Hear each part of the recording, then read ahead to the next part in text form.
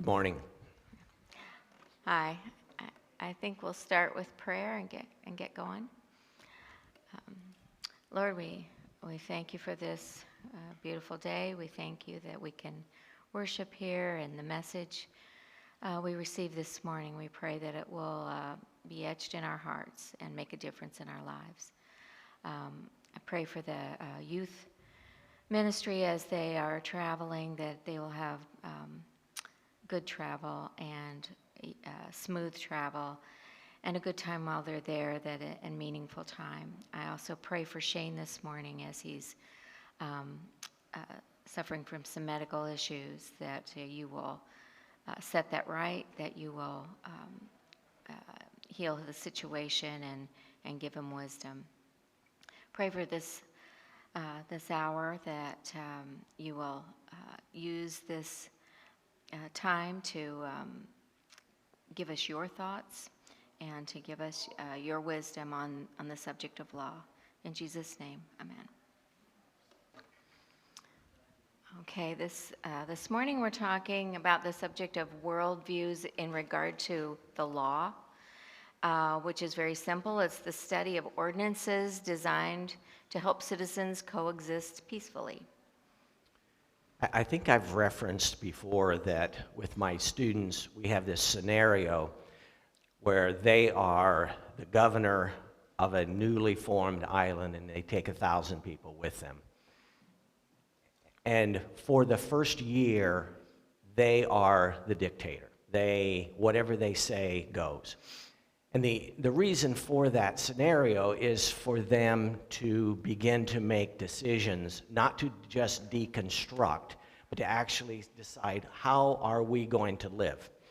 So we'll talk about things like economics. What is going to be your method of payment? Do we pay people who don't work? What is going to be your government? How do you make laws? What do you do when someone disobeys those laws? And so in the course of that discussion, we have an opportunity to talk about a variety of things, including ethics, and one of the first lessons we did was ethics, and that gives us an opportunity then to talk about Christian ethics and Christ.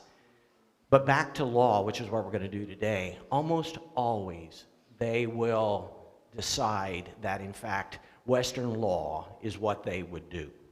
So even though they may be critical of elements of it, they believe in the foundation of Western law. Okay, well, how much do we really need laws? Like, why can't we just live and let live? Cicero said, "We are slaves to the law so that we may be free." And to the British Parliament, Edmund Burke said famously, "Society cannot exist unless a controlling power upon will and appetite be placed somewhere. And the less of it there is within, the more must be without. It is ordained in eternal constitution of things that men of intemperate minds cannot be free. Their passions forge their fetters." Yeah, what he is saying is that because we are fallen, we are inclined to do evil. And if, in fact, our inclination is to do evil, then we have to have laws that bind our actions somewhat.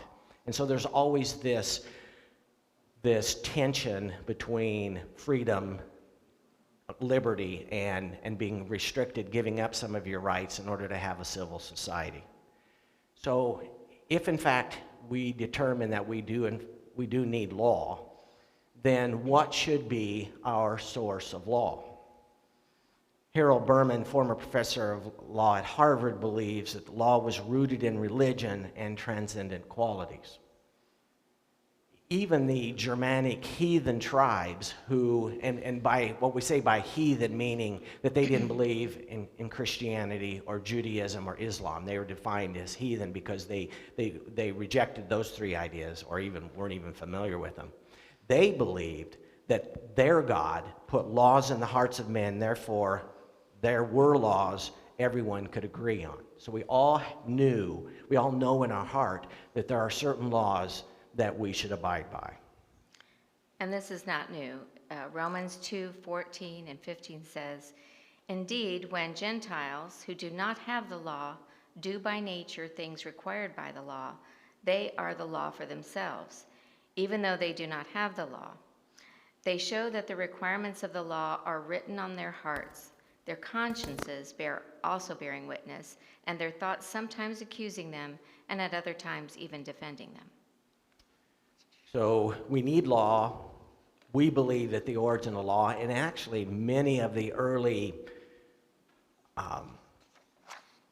creators of law in Western society believe that they came transcendently from God.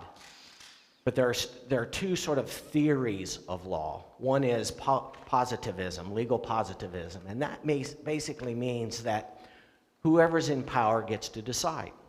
So if you gain power by might, or you gain power by the electoral process, you get to decide what is law, and everyone else has to follow it.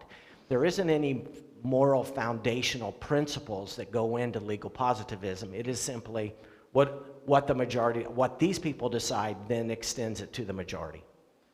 As opposed to natural law, which laws are based on internal morality possessed by everyone. So that transcendent idea that if in fact laws are on the hearts of men, it had to come from somewhere, and that somewhere is transcendent. It is outside of the human conscience. We've got the first one. What's that? We've got the first one now. The first one now. All right, so to prove that at least Western law, as we define it in the United States, is based on this transcendent idea, there is in fact pretty significant theology in the Declaration of Independence. And remember that it was Jefferson who wrote the Declaration of Independence, and he was a deist. He did not believe that Christ was in fact God. He didn't believe that he died and was resurrected, and therefore we have to, he is our source of redemption. He did not believe that. But in the Declaration of Independence, he uses the words laws of nature and nature's God. And that was a common phrase used back then, even by pastors, who we can figure out the nature of God and therefore the nature of laws by looking at general revelation, by looking at nature. We are endowed by a creator. I mean, that's a very rich theological idea that was at the foundation of our Declaration of Independence and ultimately the Bill of Rights and some of those things. We are endowed by the Creator for certain unalienable rights, including life, liberty, and the pursuit of happiness. In the Declaration of Independence, he appeals to the supreme judge of the world. Again, a rich theological concept. And at the end of the Declaration of Independence, he appeals to the protection of the divine providence, meaning if you signed the Declaration of Independence and you lost, and the United States lost, you would die at the hands of the British government. It was considered treason, and you would die. So they knew what their fate was when they signed that, and they were appealing to God's protection and because of his providence. If we need laws because we're fallen, and those laws are to be rooted in transcendent ideas, who is best to inform that process? So we're going to argue, obviously, that people who believe in God, a transcendent idea, the God of the Bible, we are the ones who should be informing the process. Now, what form that takes will be dependent upon what God has called you to do. He may, and for sure, has called you to pray. For sure. That much is known. I'm not called to be in politics. I have no inclination in that. I can't imagine being on stage debating the political ideas. But I can certainly pray, and I can certainly talk to people who are in my circle. Okay, so let's talk a little bit about what Western law is. There are a variety of opinions, and as we've talked so far every Sunday, depending upon your worldview, you will have an idea about what law should be. So our tradition of law, if in fact, and on your island, if you chose to have the law of the United States, if a dispute arose, judges would hear the case and look at previous similar cases. This is stare decisis. I think you probably heard that term when Roe was being argued in the Supreme Court. And what that means is it stands decided. So when a decision is made by a court, and it can be the Supreme Court or your local court, that goes in as case law. That case law then becomes a reference for when the next situation comes up. And there was a lot of stare decisis with respect to Roe because the Supreme Court had decided. That doesn't mean that it is written in stone, but it greatly influences how they look at the case at this time. And it believes that what was done in the past was based on common sense and reason. Now, that's not always the case, but there is this idea that men have the ideas of God in their heart, whether they know it or not, and by that, secondarily, can then make good decisions in the courts. So that's called common law or Western law. The secular view of common law is, as Darwin said, we are continually evolving to this state of utopia. So if in fact we as individuals, as humans are evolving, so is law. And our laws are not based on any transcendent ideas. Those laws are mostly made by white men, and these laws need to be uprooted, discarded, and replaced with more progressive laws. That's how evolution happens. You tear down, you make a new idea, you tear that down, you make a new idea until you evolve into this wonderful idea that they believe is possible. They don't, however, take into the account that we are fallen.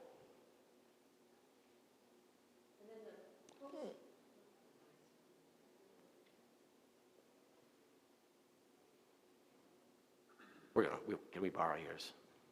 We did that last time. That's okay, sorry. Okay, so then the postmodern view of law has to do with the idea that we can't really know truth. There may be absolute truth, but we can't access it. And so to put religion as a basis for law would be not only kind of fantastical, but it would also be possibly dangerous. So they are motivated to discover and destroy any religious roots in Western law, to deconstruct laws and determine what they might believe is a hidden meaning, like a grab for power.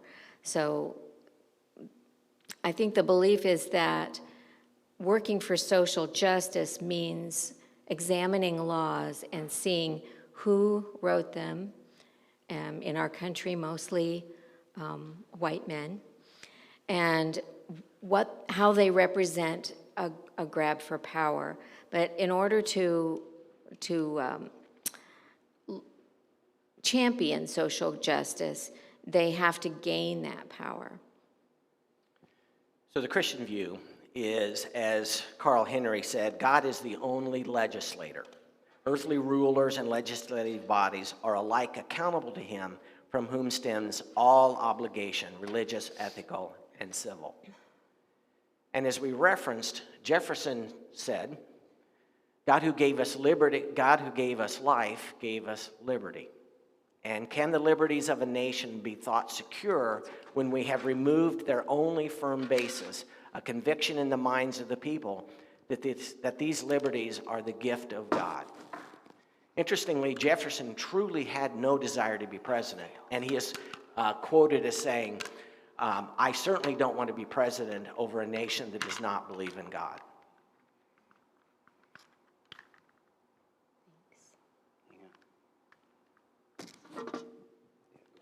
Okay.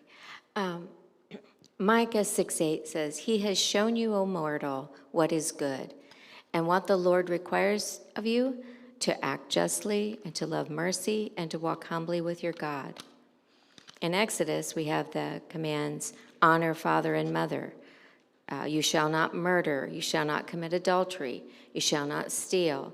You shall not give false witness. You shall not covet your neighbor's wife, servants, or belongings. So this is sort of theoretical of what we're talking about so far. So in this lesson, I wanted to make it a little more practical, and that is to look at the separation of church and state. And the reason I did that is that it is an area which I believe we have a hope. We have a Supreme Court that is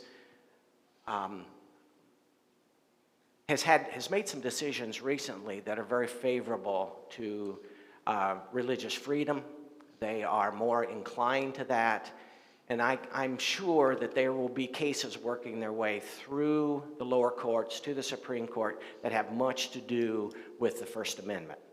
So what I thought we would do is talk a little bit about what that is, how it came to be, and why it went from what it was originally to what it is now.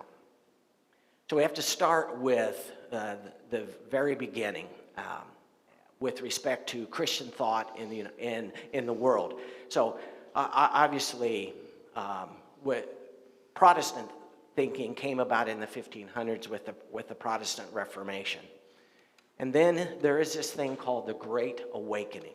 And that was in Britain and in the United States in the 1730s to 1740s.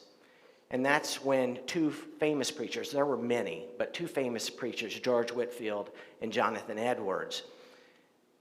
And with this Great Awakening, the idea was we should not just be bound by church doctrine and stay isolated in the church, but we need to take what we know to be true to the world. And so they greatly desired to spread the faith. And you've probably heard the famous Jonathan Edwards sermon called "Sinners in the Hands of an Angry God."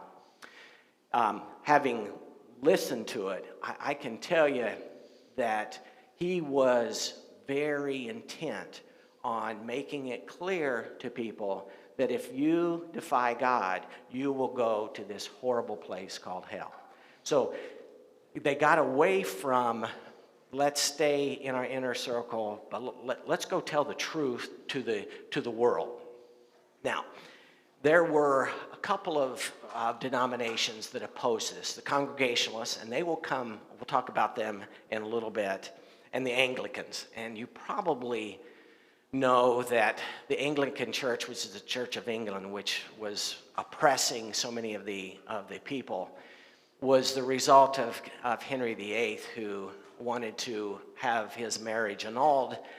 And the Pope declined, and so he said, okay, fine, I'll make my own church. And it became the Anglican Church, which was the Church of England.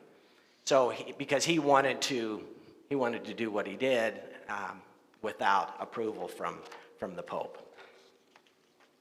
The Congregationalists, by the way, were the state church of Connecticut, and that'll become important in a minute. Okay, so the American Revolution, 1775 to 1783, there was the Articles of Confederation, and the Congress, and this was started during the Revolutionary War, basically to give them permission to conduct the war. But they met together after the completion of the war to try to expand on it and make it such that the 13 states could learn to live together and become a union.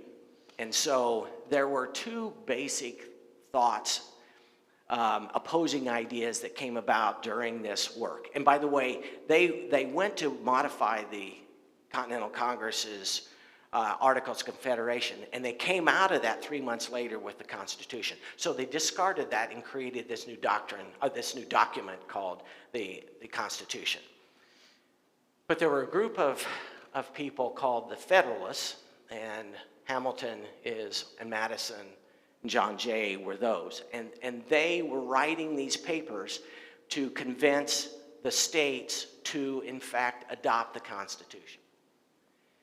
The Anti-Federalists were, and by the way, they were very interested in a strong central government, allowing the states to do what they wanted to do, but having this strong central government. The Anti-Federalists were principally motivated to not vote for the Constitution because they were mostly concerned about the church-state relationship.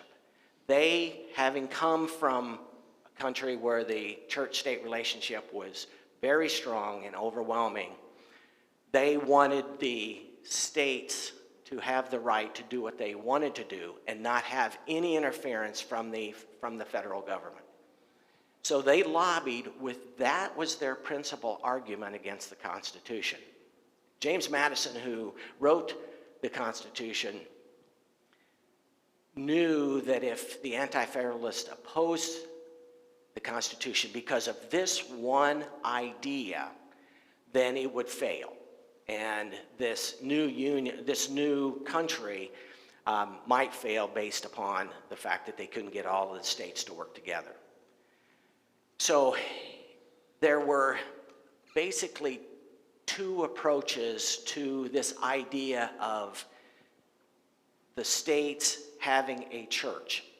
The Massachusetts way sought to use public funding and public endorsement of religion as a means to nurture and encourage good citizenship. They believed, as Jefferson did, although Jefferson he opposed this idea, but that in order to have good citizenship, you need to have citizenry that believed in God, and that was their foundation for living. They believed that the Republican government requires a virtuous citizenry. The cultivation of virtue depends on religion. Therefore, supporters of a Republican government ought to support religion. So they believed that it was okay to have a state religion, a state church, and that the taxpayers should pay for its lifeblood. It was their lifeblood. Now, Washington in his farewell address would argue, "'Tis substantially true that virtue or morality is a necessary spring of popular government, but virtue and morality require religion." The Virginia understanding was no man should have to pay taxes to support a church.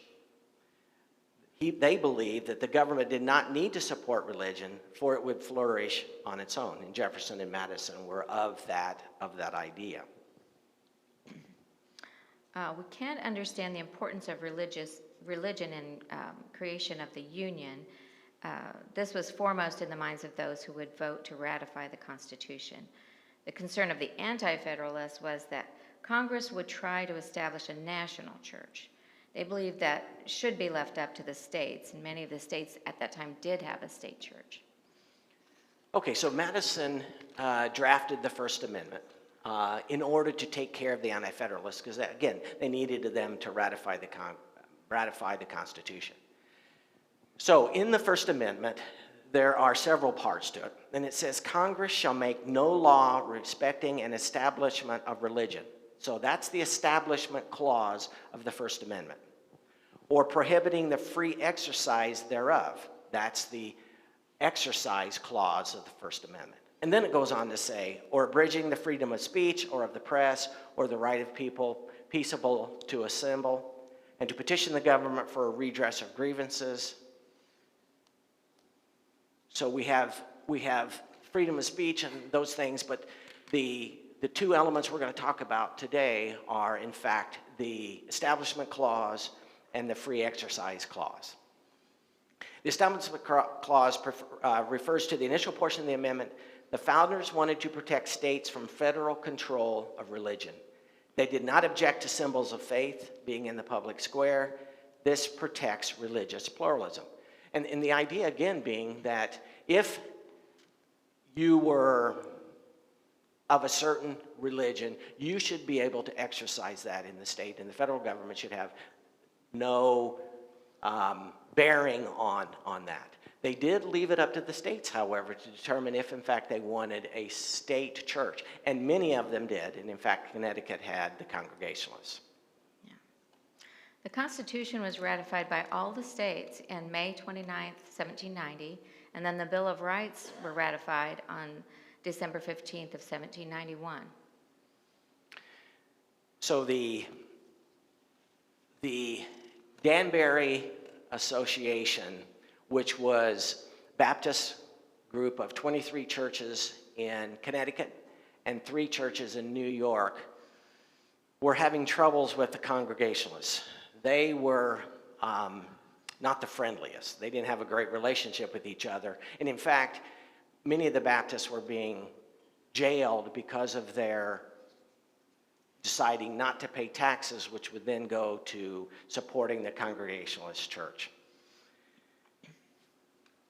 So they appealed to Jefferson, and there's a letter. I don't know if he's up there, but there isn't. In fact, you can get on the internet and pull up this letter that the Danbury Church wrote to Jefferson, and it's very flowery. They say all kinds of really good, nice things about Jefferson, hoping to win his approval of their idea. Now, they knew that he had no power to change the state because it was already written and amended that the federal government could not impact the state with respect to religion.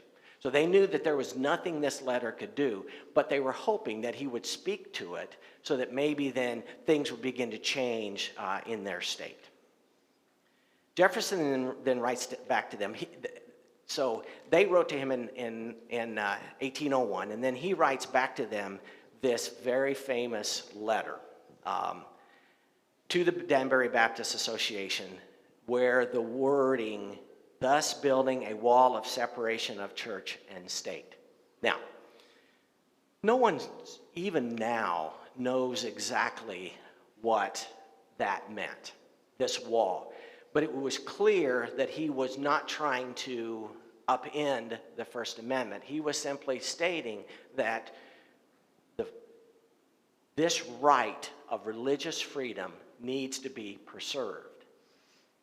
However, he also believed that maybe the states needed to change their approach to this, but he didn't have any power to do it. So in time, this letter became well known and has been referred to on many occasions now. But it does not mean, and in fact, the word separation of church and state appear nowhere in the Constitution, appear nowhere in the Bill of Rights. This was simply his comment back to them saying, yes, I affirm your idea that the government should not impact your ability to worship.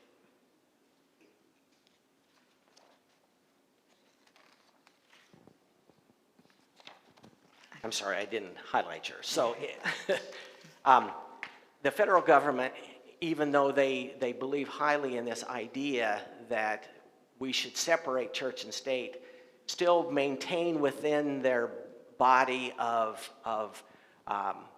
activity Thanksgiving holiday.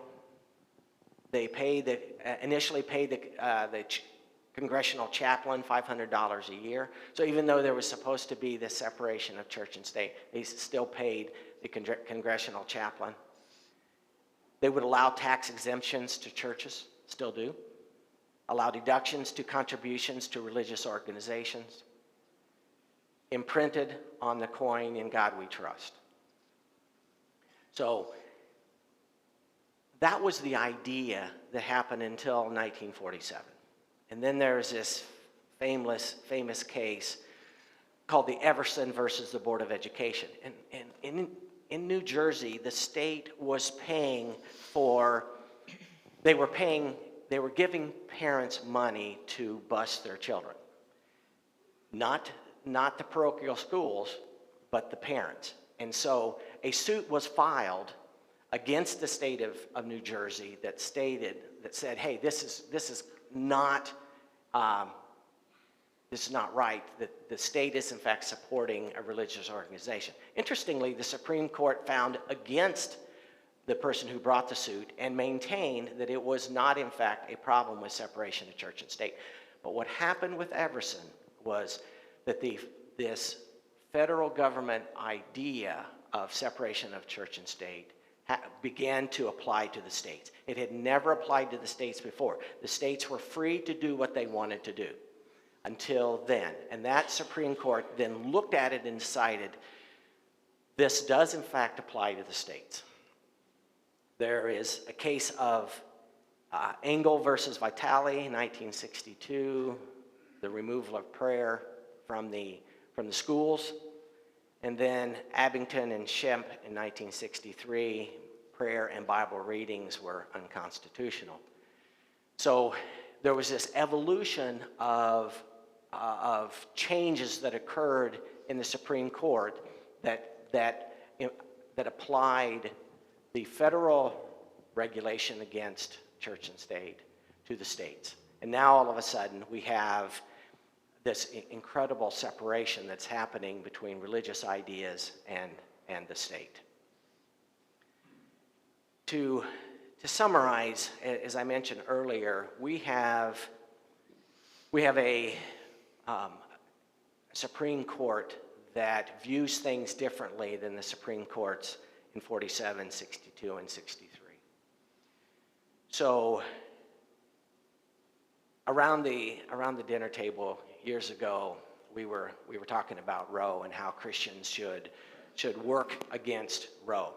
And I argued that we should take an incremental approach to Roe, because there was no way ever in my lifetime that Roe would be overturned. And so we were giving up little victories in states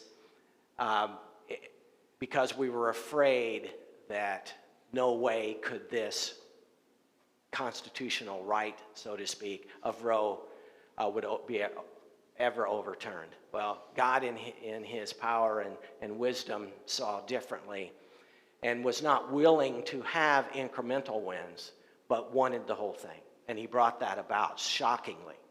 So I think we have at this point in time the obligation to pray for our Supreme Court and pray for religious freedom, because it has been significantly eroded in the last 60 years. But that doesn't mean that we walk around with our heads down, crying out, woe is us, because of the country we live in. And in fact, it's not the case. And that those of you who have been called to do something more out there should do so. But we're all called to pray for our Supreme Court. Now, our salvation is not in judges or politicians, and we will continue to make that point, is that we have elected men and women who have let us down, who we believe were our Savior, and they are not, and will never be. But we should strive to be good citizens, and by our light, draw others to Christ. So it is by our hope that we can shine a light on our Christian faith. Okay, we've left 10 minutes for comments and questions. Bob? Following up on what you have said concerning the Bill of Rights, the First Amendment, there is a movement, and 27 states have bought into it,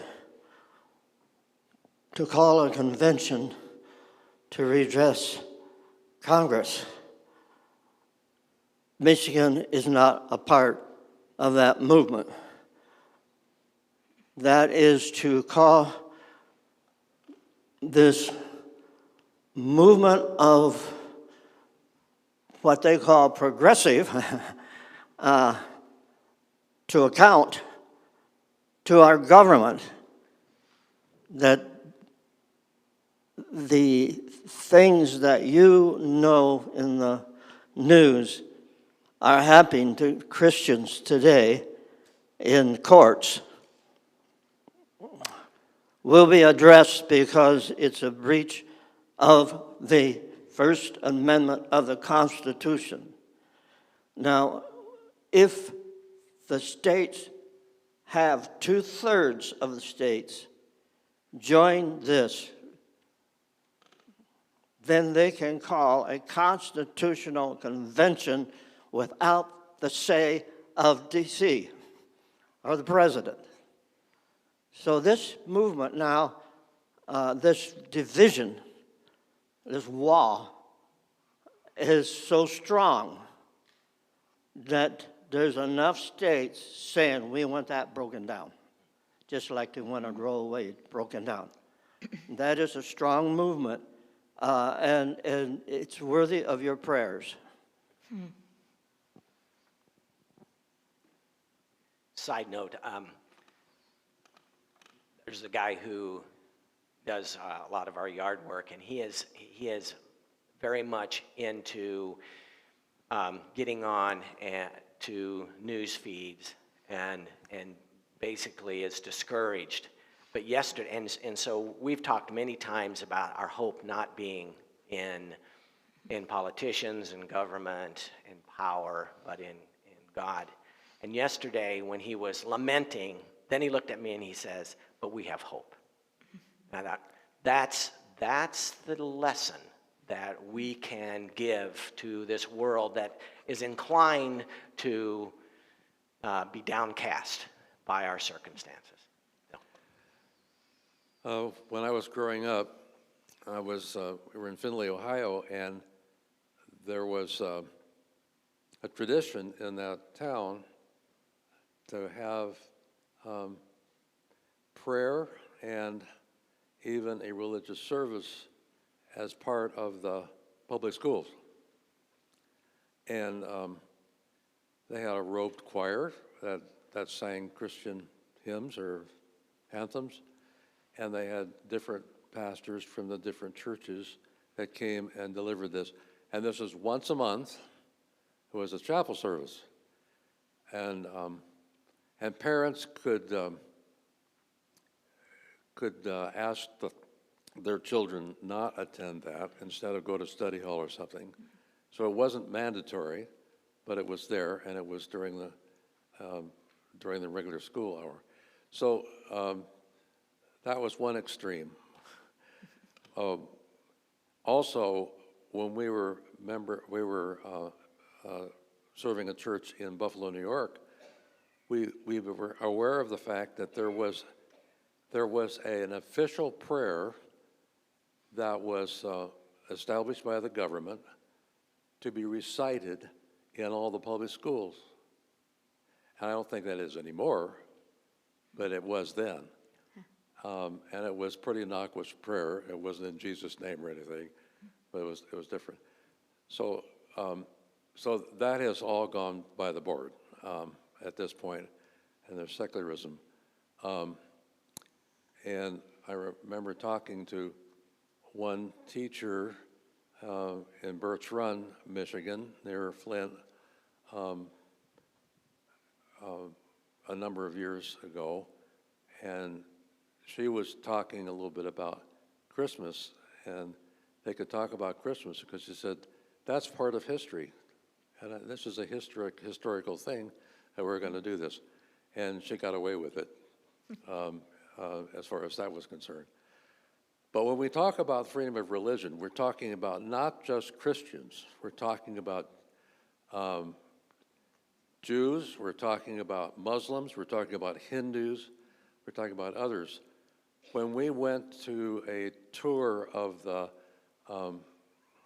Air Force Academy in Colorado Springs once, there was a Protestant chaplain there, was a friend of ours, who took us around and showed us that beautiful chapel that has architectural, very unusual one.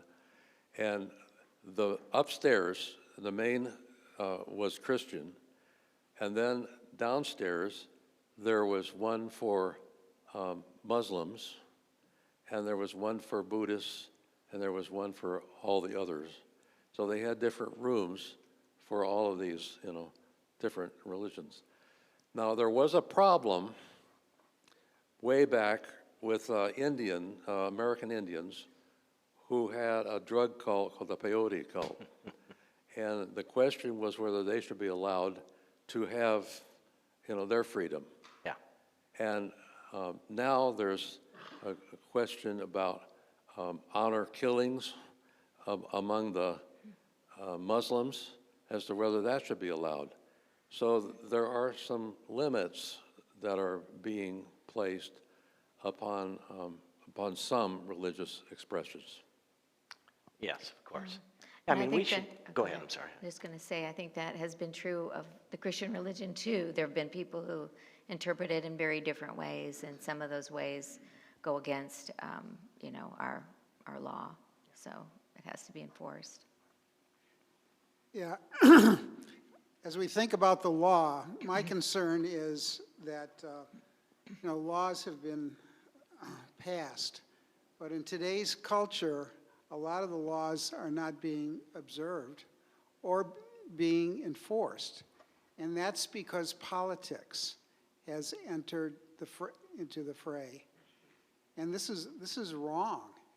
And, I think we can tell in Michigan, since the political landscape has changed, all the laws are being passed based on what one party wants in order to politicize the law. And that's not what the Founding Fathers intended either. And so this is an issue that, we as a country, and we're seeing the results of it. All we have to do is look at the big cities. And the big cities are breaking down in many, many respects, morally, ethically, economically, you name it, politically. And unless, we as a country take a stand, it's going to spread throughout our country. And then there'll be total chaos like it is in the cities. So the point of this time that we've spent over the last 7 or 8 or 9 weeks is true. That is in fact true. And you can see it, and you don't have to be a scholar to know what's going on. But then, how then do we live? What do we do? Because you're right, you have very nicely articulated the problem. Our daughter and son-in-law came from Portland, Oregon. You talk about a city.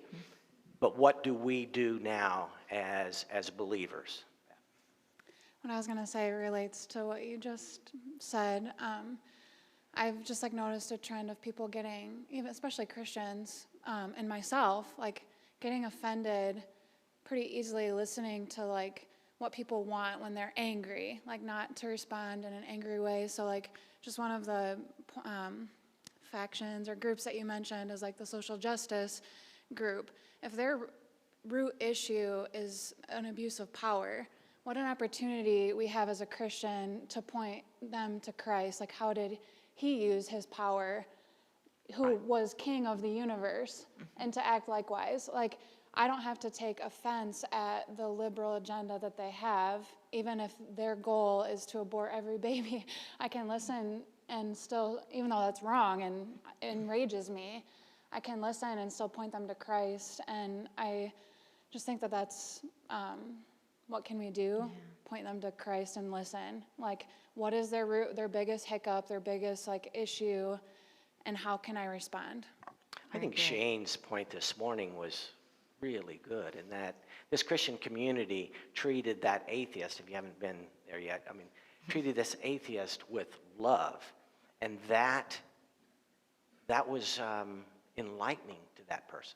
That's one thing we can do with our neighbor. Yeah, Jim, I think there's a couple of scriptures here we can look at. Okay. In Ephesians, Paul is telling us something, how we should focus our energies. And first off, he says, for our struggle is not against flesh and blood, but against the rulers, against the authorities, against the powers of the dark world, and against the spiritual forces of evil in the heavenly realms. Sometimes we get wrapped up into the physical world and how we're going to battle them. And what we're doing is, in the process, losing the spiritual battle. So then he goes on, I have to turn here, to 2 Thessalonians. He's writing about the lawless one. He says, concerning about the Lord's coming, he says, we're being gathered to him. We ask you, brothers, not to be easily unsettled and alarmed by some prophecy, report, or letter supposed to have come from us, saying that the day of the Lord has already come. Don't let anyone deceive you in any way, for that day will not come until, now we're in that time, until the rebellion occurs and the man of lawlessness is revealed. The man doomed to destruction. He opposes, exalts himself over everything that is called God or is worshiped, and even sets himself up in God's temple. Then he goes on, down in verse 7, he says, for the secret power of lawlessness, or the spirit of lawlessness, is already at work. Yeah, there's no question to your point, Dan, that the ugliness that we see is rooted in lawlessness, in evil from Satan, and our only hope is to pray and act as God has called us to do. We're going to have to finish on that. All right, thanks everyone for. What's the topic for next week? Thank you for mentioning that. We are expecting our 10th grandchild, so we will be gone next week. Shane will be here. We then have, and I do want to take a minute, so because my spirit is a little unsettled on. There are basically 5 subjects left. There's politics, and I think we should do it. And there's economics, and I think that one's okay. But then there's sociology, philosophy, and psychology. And I'm not sure about those. I don't want you guys leaving here with your eyes glazed over. We don't want to beat it too hard. We don't want to beat you guys down. So we have 3 more weeks, Shane, and then those 2, and then I would be willing to entertain ideas. We'd like to finish August so that we'll start fresh in September with somebody up here. So if you have things that you want us to work on, I'd be willing to entertain those. All right. Thanks.